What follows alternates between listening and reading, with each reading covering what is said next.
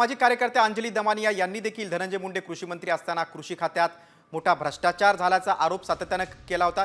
त्यानंतर आता भाजपचे आमदार सुरेश धस यांनी देखील आज मंत्री धनंजय मुंडेवर गंभीर आरोप केले।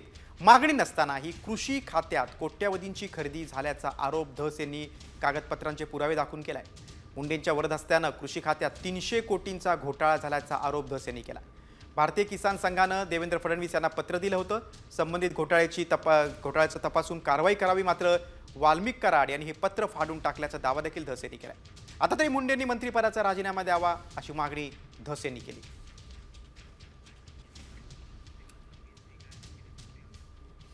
बघा, धसांचे मुंडेंवर आरोप गंभीर आरोप आहेत। मुंडेंच्या वरदहस्त्याने कृषी खात्यात 300 कोटींचा घोटाळा झालाय। शेतकऱ्यांची तसंच अधिकाऱ्यांची कोणतीही मागणी नसताना कोट्यवधींची खरेदी केली। कुणाला काही कळू नये अशा पद्धतीने हे टेंडर काढलं।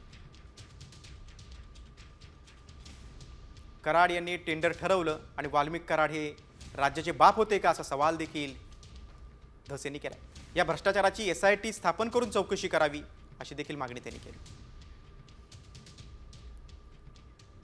खरं तर धस यांनी मुंडेंची भेट घेतली होती, त्यामुळे प्रश्नचिन्ह उपस्थित झालं होतं। मात्र आज आमदार सुरेश धस यांनी धनंजय मुंडेंवर पुन्हा एकदा गंभीर आरोप केलेत। कृषी खात्यात 300 कोटींचा घोटाळा झाल्याचा आरोप धस यांनी काही कागदपत्र दाखवून केलेला आहे आणि याचं SIT मार्फत चौकशी करावी अशी मागणी देखील त्यांनी केलेली आहे। मुंडेने आता राजीनामा देऊन टाकावा असं देखील धस बोलले।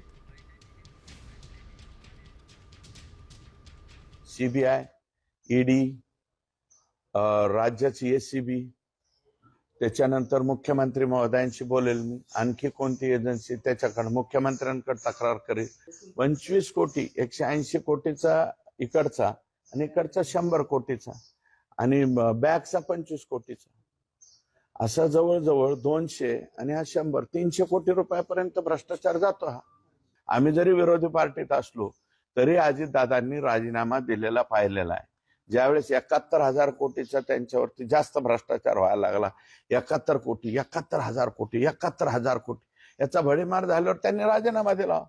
तसं माझं म्हणणं काय आहे की धनंजय मुंडेंनी देऊन टाका ना, आता थोड्या दिवसापुरता राजीनामा द्या ना। आणि तुमचा संबंध जर संतोष देशमुखच्या खुनामध्ये नाही आला, हे जे भ्रष्टाचाराचं आहे याच्यात नाही आला, तर परत पुनर्स्थापित व्हा ना तुम्ही।